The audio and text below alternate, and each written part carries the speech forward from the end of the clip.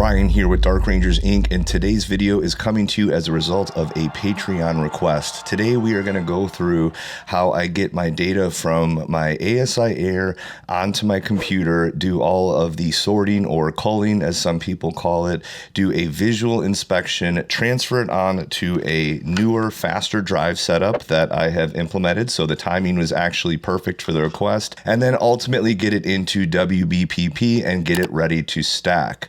So this one, if you are looking for a nice workflow that's simple and with this new drive upgrade a lot faster, is going to be a great episode for you and one you're not going to want to miss. So just as a side note, guys, I do appreciate all the Patreon support. And for those of you that don't know, if you are in that group, you get the opportunity to have some say in terms of what gear I request in order to review, as well as video topics if I don't have something for an upcoming episode in mind.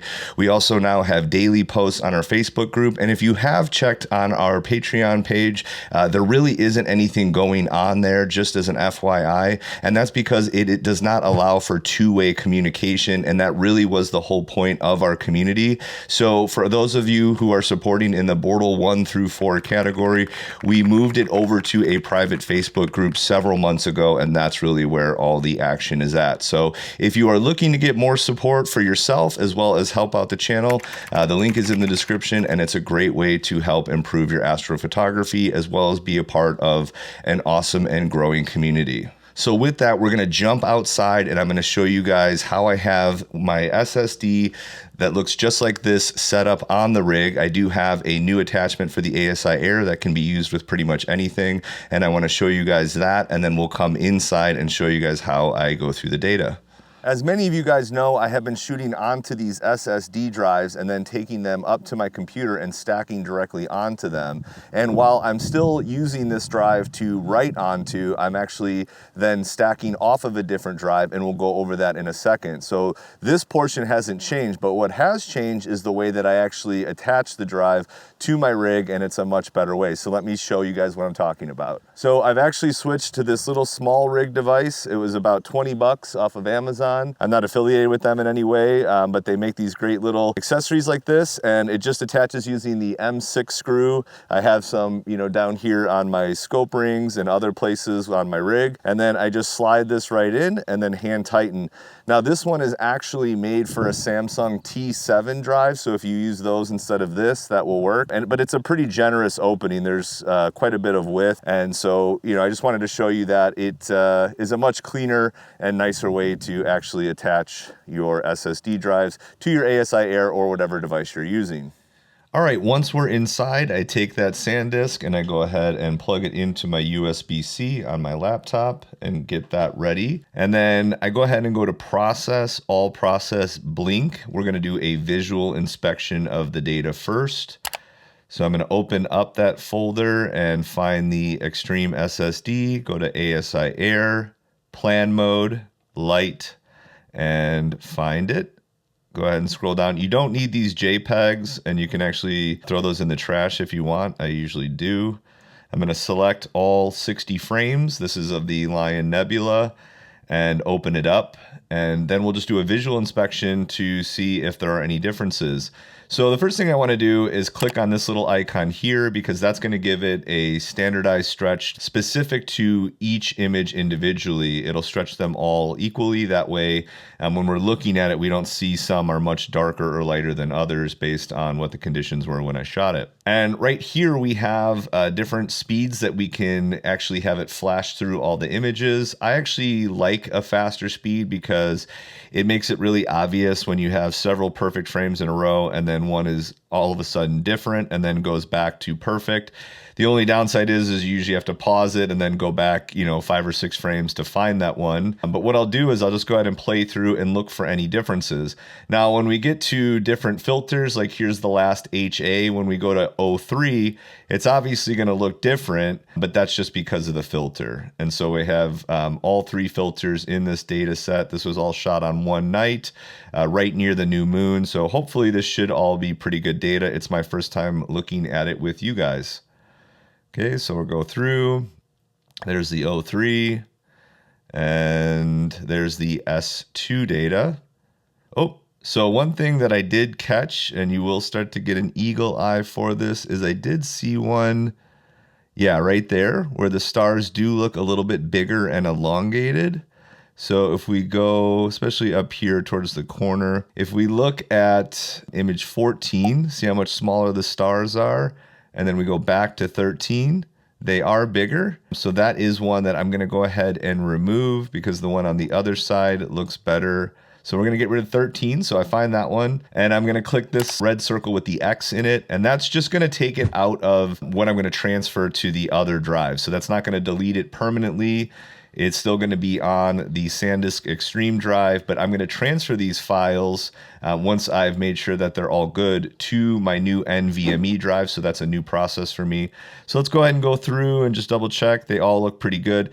This actually is what a cloud would look like if it was going through. Like, this would be nice and bright. If this was an HA subframe still, that's kind of what it looks like when a cloud goes in. It would go from this nice bright area, and then a cloud would roll in and it would look like that. But this is just because there is no O3 signal there. But that's kind of the things that you want to look for. I know we've seen a couple, like right here, where we have some satellites going through.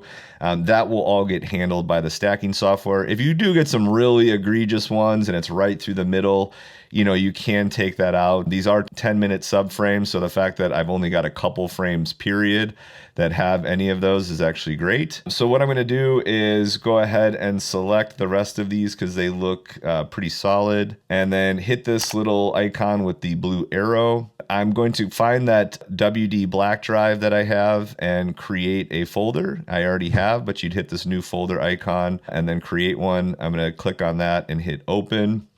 It's now going to transfer all of that. So now these files are no longer going to be on the SanDisk Extreme.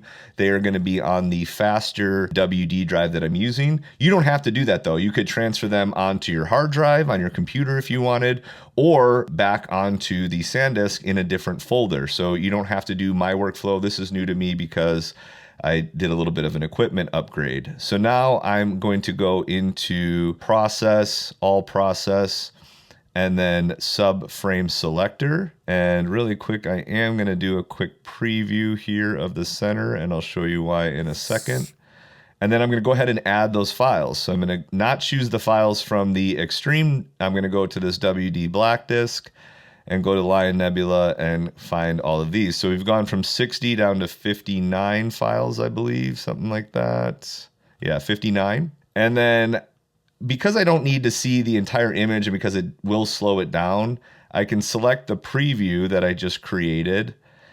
You can also just drag and drop that here because I'm really concerned with the stars in the middle. And then you can adjust the pixel scale if you want. For me, it's good to know the absolute value, but I'm really looking at the comparison between it. So if it isn't correct, I wouldn't stress too much. We're more so looking for the relative values to find the ones that aren't as good as the majority, if that makes sense. But if you do know your pixel scale, which you probably should, go ahead and do that.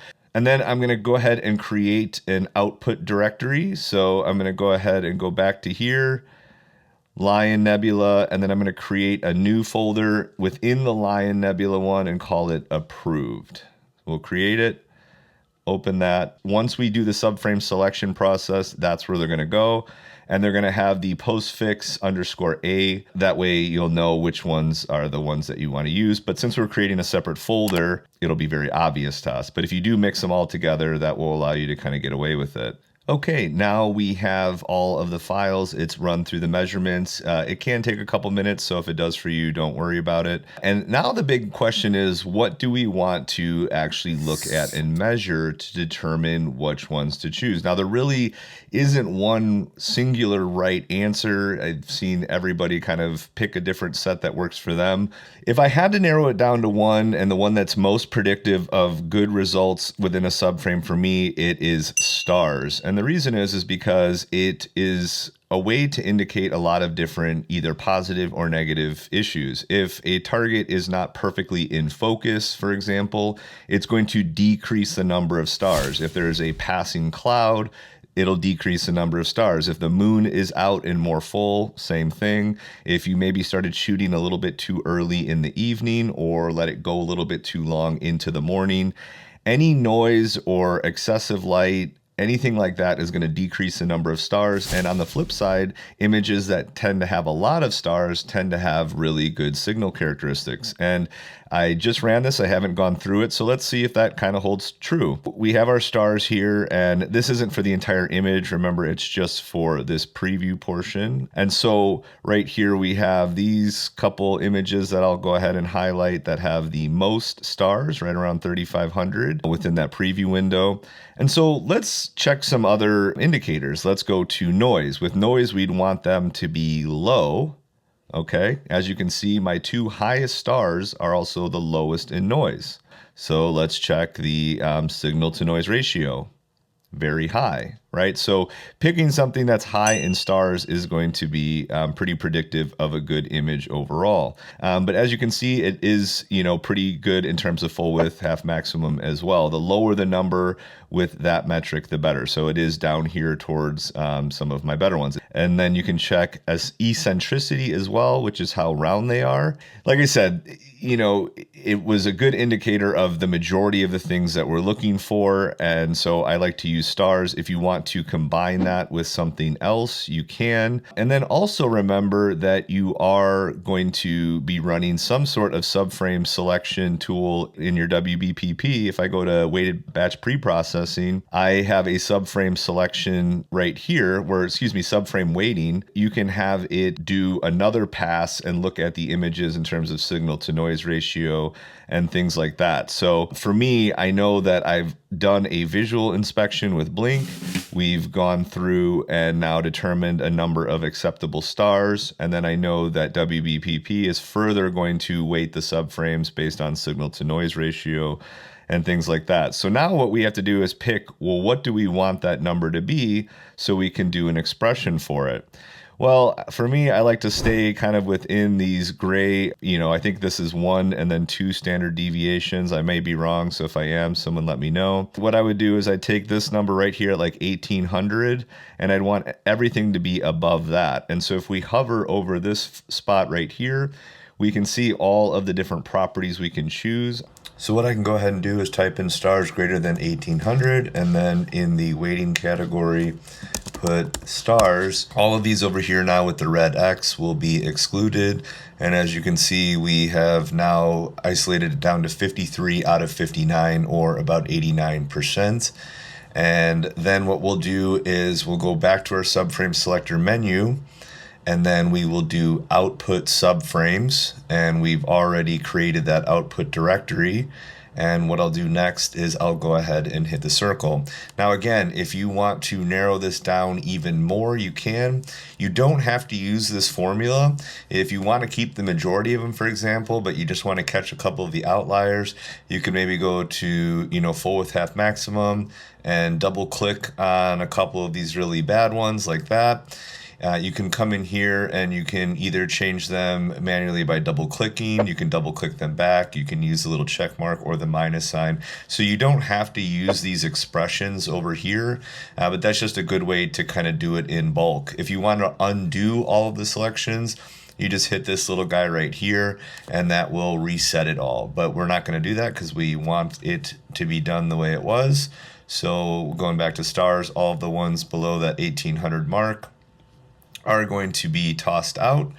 And so we go to output subframes, and then we're going to just hit the circle, and it's going to go ahead and export that list into that approved folder that we created on my new hard drive setup. And then we'll take that into WBPP and start the stacking process. So that was a fairly quick process. I'm just going to minimize these just in case, so I don't have to run it again in case there was an issue. And then what I do is I would go up to here, batch processing, WBPP.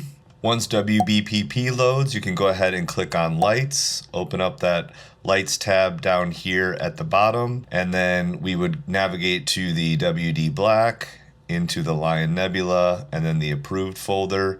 And you can see all of them do have the _A because they've all been approved. We would shift, click, and open them all. As you can see, it automatically separates them by filter.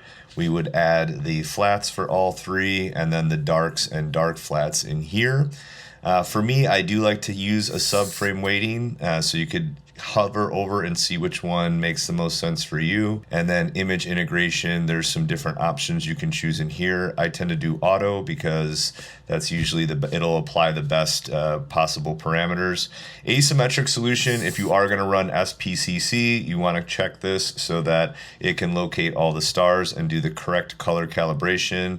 Local normalization is good. It'll kind of smooth everything out and make all of your master lights and images as nice as possible, so they're needing a little bit less work to get in good shape. And then obviously there's some different image integration. You can have a rejection algorithm. The Widzerai Sigma clipping I found is pretty good if you have a lot of star trails and things like that. And then you can adjust the low and high on that if you choose. Now when you go into calibration, obviously we have the warning signs because we don't have the calibration frames, but once you add those, you'll see check marks and these will go away. In post calibration, go ahead and enable drizzle.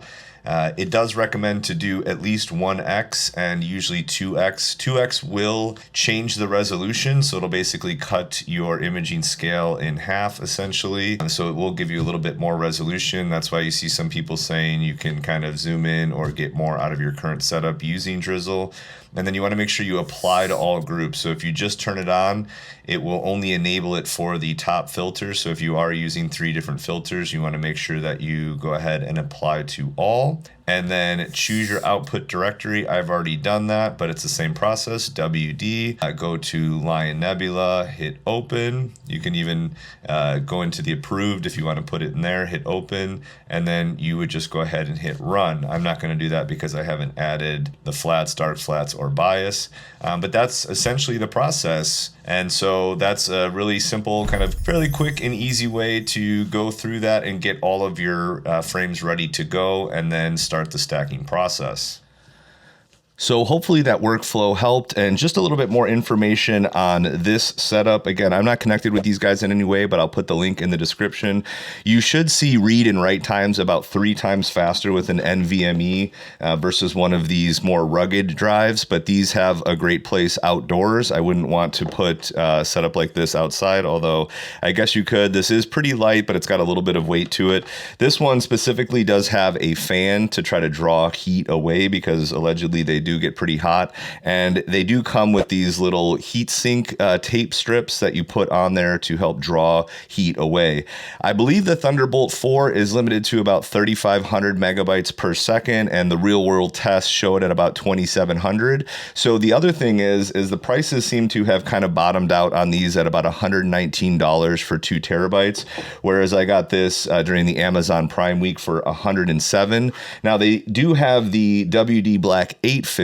I got the 770 because this already writes up to 5150, which exceeds the 40 gigabytes per second that the Thunderbolt port can even write. So you don't have to get the latest and greatest NVMe disk. So these are going to continue to drop down in price at this speed as the newer, faster ones come out. So it was not only to get faster speeds, but I think it's going to end up being less money per terabyte in the long run. And so that's why I decided to go down this route. And speaking of going down a rabbit hole, you definitely can do that with Subframe, Selector, and WBPP. I think it's really important to take the time to comb through your data, but you don't want to go too crazy with it. If you want to combine a couple of different metrics to make sure that you're getting the best quality data, that's fine. But I tend to let WBPP run on a lot of the auto settings. I use the slower, higher quality setting, and as anything that can be put into auto, I tend to leave it that way. It does take a little bit more time, but I do get great results. And again, with this new setup, I'm now stacking pretty big projects in about half the time that I was using one of these. So it's really not a big deal. And we paid good money for the technology. So I really like to let it do its thing. So hopefully that was helpful, guys.